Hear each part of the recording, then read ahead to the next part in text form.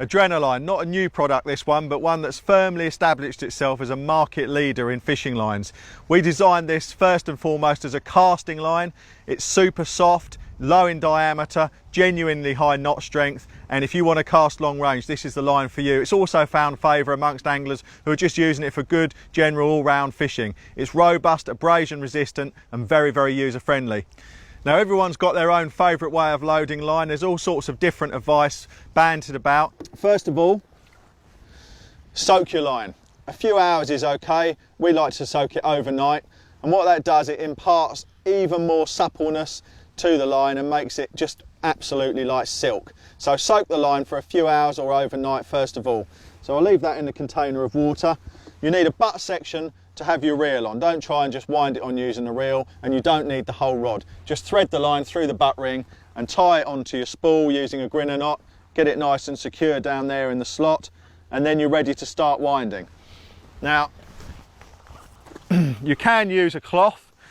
Actually not really necessary. The line's clean, the line's already wet, so I just like to maintain a good grip between fingers and thumb and make sure that the line is wound on under tension. Very important. Let's get it on there nice and tight. Not winching it on, but you'll see how we go. So hold the rod firmly between my knees like that, and then we're just going to start winding. Try and get the butt ring directly over the spool, and then start winding the line on like that. Now, how do you know the line's not twisting? This is the point that you can prevent twist, and the easiest way to tell is if you can see there the line is coming off the butt ring absolutely perfectly. It's running through my fingers, over the lip of the butt ring, and then down into the container with water and the spool of line. If the line was twisted, it would twist once or twice around that ring. So when you're loading, stop winding after a few turns and check to see whether it's twisted around the butt ring. If it looks like that, carry on. If it's twisted, all you need to do is turn the spool over the other way. Now Adrenaline is spooled so that the label side, the uppermost side, is the right way to load it. But if you're ever loading any kind of line, it's a good general rule just to check that you're not winding twisted line onto your reel. So we can see that's okay, so we're going to carry on loading. Now to make the job of loading line easier and to take some of the guesswork out, what we've done, there it is, there's the first one. Now you can see that little label there says 750 metres.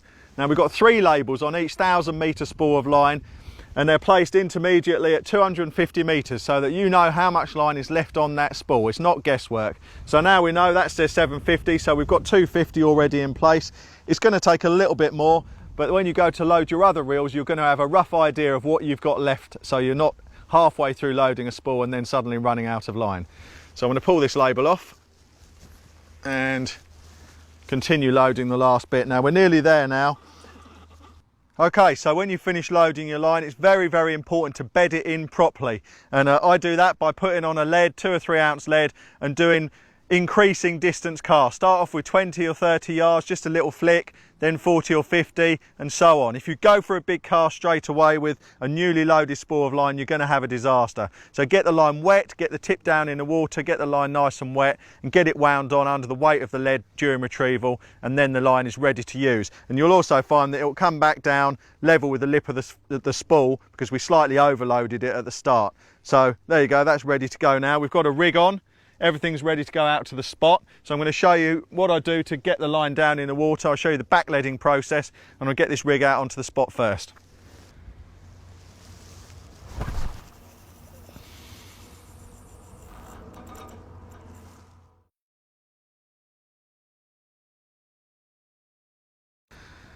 Okay, so the rig's out there. The next most important thing is to get your line properly sunk down through the water. It's no good just leaving it there. A lot of people would make the cast, put the rod on the alarm. Bad angling.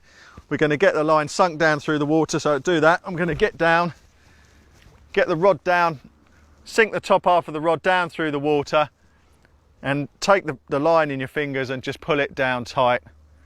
You'll see 2 V's out in the water. It's a bit choppy today, but when it's flat calm, you'll see a V going away from you and one coming towards you.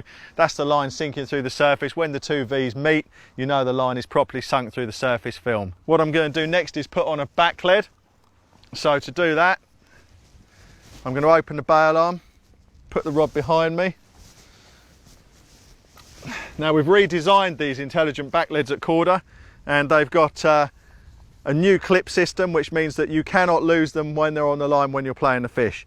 Basically, it locks down into the sleeve like so, but of course still breaks apart should the need arise. So to get that on the line, we're just going to clip that over there, push it down into the sleeve to lock it in place, bring the rod up, close the bail arm, and the lake bottom here is very, very flat and it's quite deep all the way out to the rig. So I'm just going to wind that back lead across the surface and then open the bail arm, and it's going to drop nicely down to down the bottom of the shelf there in about 18 foot of water. You can see the line peeling off there. It's just hit the bottom now. And that's it. We just tighten that up, make sure it's completely sunk, and then get the rod on the alarm.